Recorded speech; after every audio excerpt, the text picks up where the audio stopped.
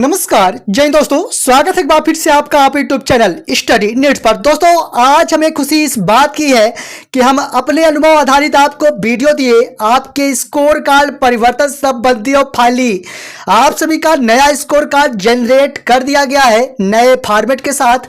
और जितनी भी प्रक्रिया के तहत आपको हमने बताया था कि आप सभी का स्कोर कार्ड कुछ इसी प्रकार का देखने को मिल सकता है और फाइली उसी से संबंधित इस प्रकार का स्कोर कार्ड देखने को मिला।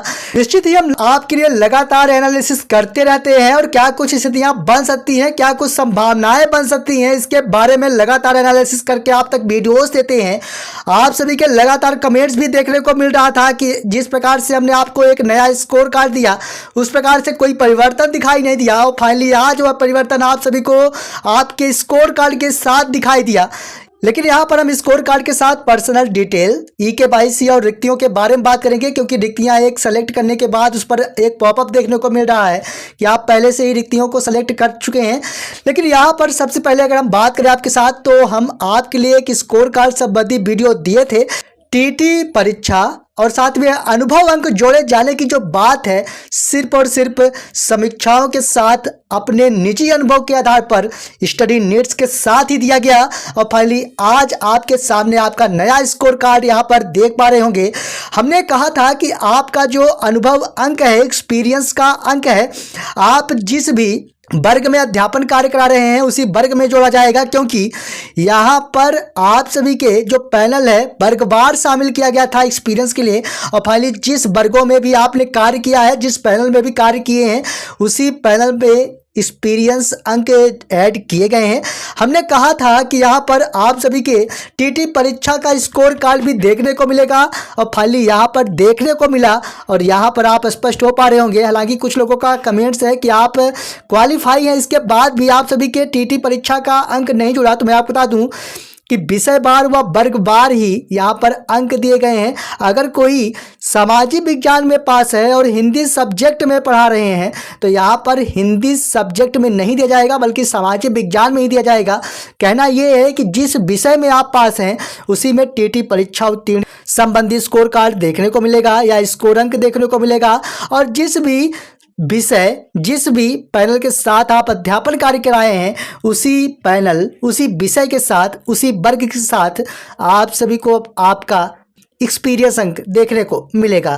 फाइनली यहाँ पर जो रिटायरमेंट टीचरों के लिए 100 अंक दिए जाते थे उसे अब हटा लिया गया है। लेकिन हमारे द्वारा कहा गया था कि 2018-19 की स्थिति में जो 25 अंक दिए गए हैं वह संभवतः अब हटा लिए जाएंगे और फाइनली वह हटा भी लिए गए हैं। तो इस प्रकार से जितनी भी स्थितियाँ अपने निजी अनुभव के आधार पर हमने आपके साथ शेयर किए और साथ में आपको एक नया स्कोर कार्ड दिए और फाइनली आज आपके सामने प्रत्यक्ष रूप से वही स्कोर कार्ड देखने को मिला। निश्चित ही कह सकते हैं कि सिर्फ और सिर्फ स्टडी नीड्स के साथ ही इस प्रकार की बात की गई थी और फाइनली वही स्थितियाँ आज देखने को मिली। आप सभी के लगातार कमेंट्स देखने को मिल रहे थे कि हमारे द्वारा जो भी स्थितियाँ बताई गई थी, जो भी हमारा निजी अनुभव कह रहा था, वे सभी गलत साबित हो रही हैं। तो यहाँ पर आज फाइनली सही साबित हुई। और फाइनली यहाँ पर मैं आपको बता दूं कि चूंकि विभाग की ओर से क्रमबद्ध प्रक्रिया के तहत आप सभी के लिए कार्य किया गया। कहना यह है कि पहले जितने भी पुराने अतिथि शिक्षक थे उन्हें व्यवस्थित किया जाता है, इसके बाद बचे हुए अतिथि शिक्षकों को नए अतिथि शिक्षकों के साथ यहाँ पर नया स्कोर कार्ड के साथ नई रिक्तियों पर चॉइस फिलिंग करने का मौका दिया जाता है। तो निश्चित ही कह सकते हैं कि इस प्रकार से जब प्रक्रियाएं होंगी तो कहीं ना कहीं कुछ विलंब की स्थितियां देखने को मिलेगी, क्योंकि माननीय न्यायालय के फैसले के अकॉर्डिंग जितने भी पुराने पैनल से अतिथि शिक्षक हैं उन्हें यथावत रखा जाना है। तो यहाँ पर इस प्रकार की स्थितियां बनाई गई हैं। तो निश्चित ही कह सकते हैं कि विभाग की ओर से एक अच्छी पहल है जो की गई आप समस्त अतिथि शिक्षकों के लिए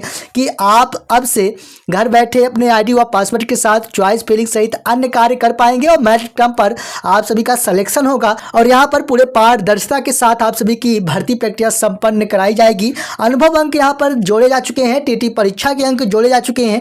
काफी अच्छी अपडेट्स यहाँ पर निश्चित तौर पर कह सकते हैं। दोस्तों यहाँ पर सबसे पहले अगर मैं बात करूँ आपके साथ कि पर्सनल डिटेल को लेकर समस्या देखने को मिल रही थी, तो फाइनली आप सभी के पर्सनल डिटेल अब जाकर आप देखेंगे तो खुलने लगे हैं।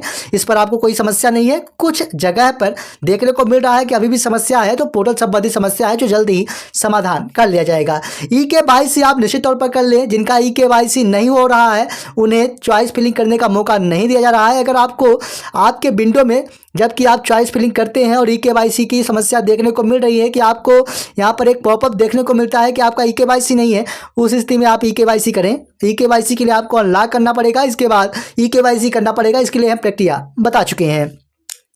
रिक्तियां अगर आप चॉइस फिलिंग के समय एक सेलेक्ट कर रहे हैं तो उस पर एक पॉपअप देखने को मिलता है कि आपका ये जो रिक्तियां हैं पहले से ही दर्ज किया चुकी हैं, तो ये एक पोर्टल की समस्या है। इस पर आपको परेशान होने की आवश्यकता नहीं है। लगातार पोर्टल अपडेट्स किए जा रहे हैं, पोर्टल पर मेंटेनेंस किए जा रहे हैं और जैसे ही इससे संबंधित समाधान दिया जाता है सही अपडेट के साथ ही लेके आते रहेंगे। पुराने अतिथि शिक्षकों के लिए हम यही कहेंगे कि आप पुरानी प्रक्रिया के तहत अपना पोर्टल लगातार चेक करते रहें। वैकेंसियों में लगातार अपडेशन चल रहा है और इस प्रकार की स्थितियाँ लगातार देखने को मिल रही हैं और आपके लिए साला विकल्प चयन के लिए भी पोर्टल अपडेट किए जा चुके हैं। तो यही कुछ स्थितियां हैं जो देखने को मिली। फाइनली यहाँ पर इस वीडियो के साथ यही कहेंगे कि स्कोर कार्ड संबंधी जो भी स्थितियाँ हमारे द्वारा बताई गई थी वह फाइनली आज देखने को मिल गई हैं। काफ़ी खुशी की बात कह सकते हैं कि हम अपने निजी अनुभव के आधार पर जो आप तक अपडेट्स दिए, काफ़ी अच्छी अपडेट्स निश्चित तौर पर आप समस्त अतिथि शिक्षकों के लिए कह सकते हैं। कोई आपका कीमती सुझाव है तो कमेंट बॉक्स में जरूर दें। मिलेंगे आप सब एक और नई वीडियो के साथ। अगली वीडियो किस पर हो अपना कीमती सुझाव दें। तब तक के लिए धन्यवाद।